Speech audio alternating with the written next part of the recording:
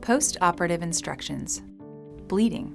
After surgery, the assistants will show you how to place the gauze in the area and bite down to hold pressure. We recommend biting down on the gauze for the first 2 to 3 hours, changing the gauze every 45 minutes or so. When you remove the gauze, examine the gauze to see if there's any white or pink on the gauze. If there is any white or pink on the gauze, it means you are not really bleeding anymore, and you do not have to place another gauze. It is normal to continue oozing for the first day or two after surgery, or to have some blood on your pillow in the morning. However, we do not consider this bleeding. Bleeding is when you remove the gauze and it is fully saturated with bright red blood, and there is no white or pink remaining. If the gauze continues to be saturated with bright red color, you can moisten a tea bag, place it on top of the gauze, and apply direct pressure with the tea bag to the surgical site. It is very important that you do not rinse, spit, or drink through a straw for the first 12 hours after surgery.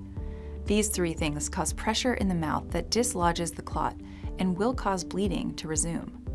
If you forget and you start to bleed again, replace the gauze in your mouth and start the original instructions again. It is okay to brush your teeth the next day after surgery. Just be gentle with the rinsing and spitting.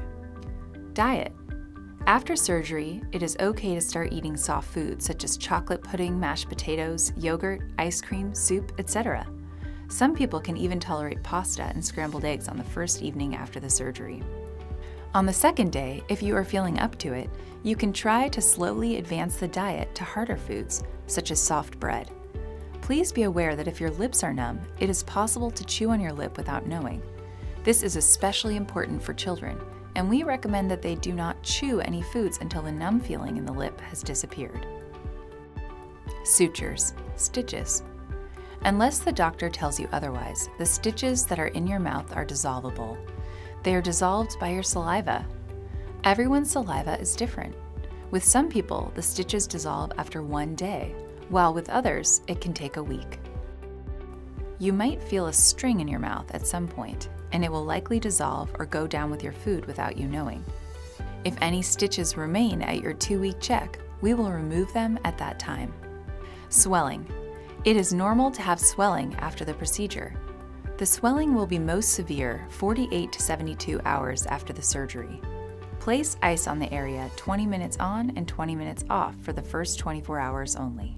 Medication. Please take your medication as prescribed on the bottle.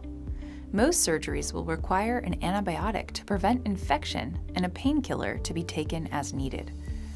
Here is a common list of medications given by our office. Take any antibiotics: amoxicillin, clindamycin, augmentin, Avelox, Levaquin, azithromycin, as directed until finished. If you have an adverse reaction, please stop the medication and call our office.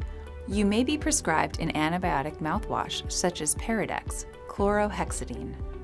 Take pain medications such as Percocet, oxycodone, Vicodin, hydrocodone, Tylenol with codeine, Nucynta, or Tramadol on an as-needed basis as directed.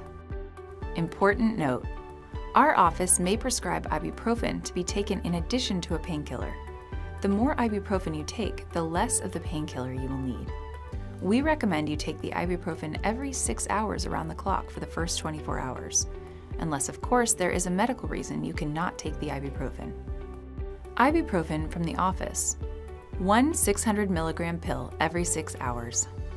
Alternatively, you can take ibuprofen from the bottle, Motrin, Advil, or 1 generic 200 milligram ibuprofen pill. You can take 3 or even 4 pills, 800 milligrams, every 6 hours. Anti-swelling medication, Decadron, dexamethasone, may be given for cosmetic reasons, so you do not have too much swelling.